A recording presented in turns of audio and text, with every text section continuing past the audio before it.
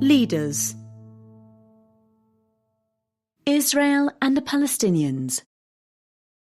Stopping the cycle. Only negotiations will bring lasting peace. It was a confrontation waiting to happen, in a conflict the world would rather ignore. Israelis and Palestinians have once again goaded each other to the brink of war in the Holy Land. Hundreds of rockets, fired by Palestinian militants, have been aimed at Jerusalem, Tel Aviv, and southern Israel.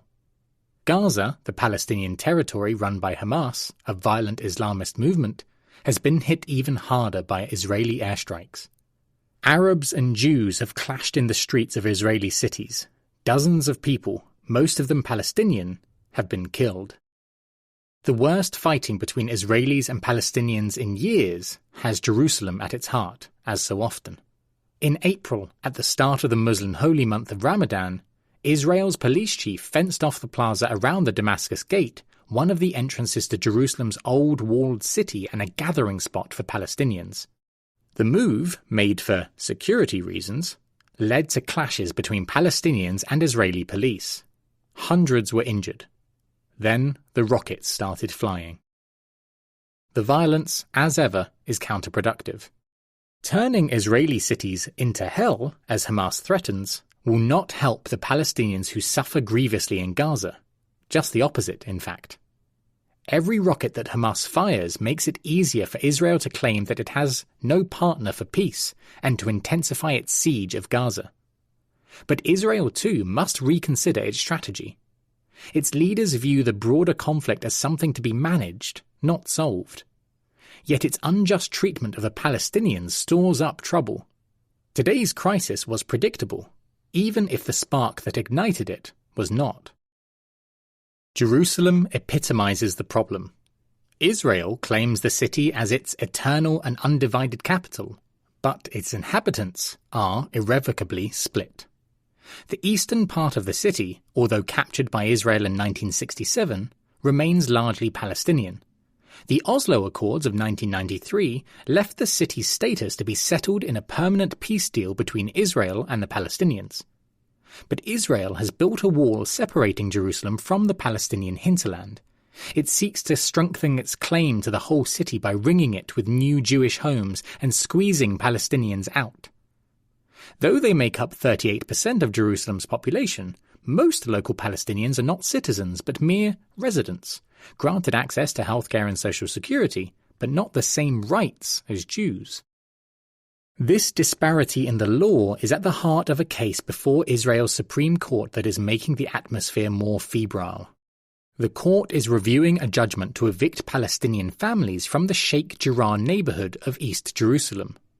Their homes sit on land that was owned by Jews before Jordan occupied the eastern part of Jerusalem in 1948. Israeli law allows the heirs of the original owners to reclaim property in East Jerusalem. Yet Palestinians cannot claim their former homes in West Jerusalem or anywhere else in Israel. No wonder Palestinian residents of the city are always ready to protest. The injustices elsewhere are worse. Palestinians in the wider West Bank, like those in Jerusalem, have watched Israel confiscate land and build settlements on occupied territory, which is illegal under international law. They must also deal with Israeli checkpoints and an onerous permit regime. In Gaza, more than 2 million Palestinians have been cut off from the world by Israeli and Egyptian blockade since 2007, when Hamas grabbed control. The territory struggles to keep the lights on. The tap water is filthy. Despair at such conditions led to violence in 2018 and 2019 and is feeding the current spasm. Yet Israeli politicians ignore the conflict.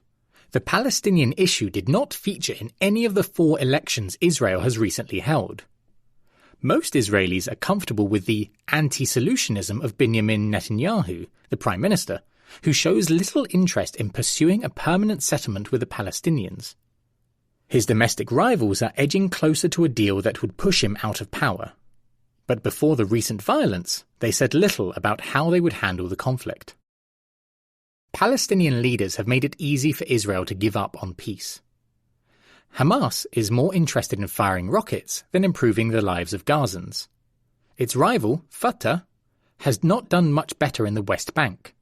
The party's leader, Mahmoud Abbas, is in the 70th year of a 4-year term as Palestine's president. He seems concerned mainly with preserving his own power. On April 29th, blaming Israel for restricting voting in East Jerusalem, he indefinitely postponed elections that Fatah was likely to lose. With little hope of a better future, a good number of young Palestinians favour confronting Israel. That makes repeated fits of deadly violence inevitable. Only negotiations will bring lasting peace. Western and regional powers should press them to resume. Israeli and Palestinian leaders should come to the table. Solving the conflict will be even harder than managing it. But talking is the one permanent way out.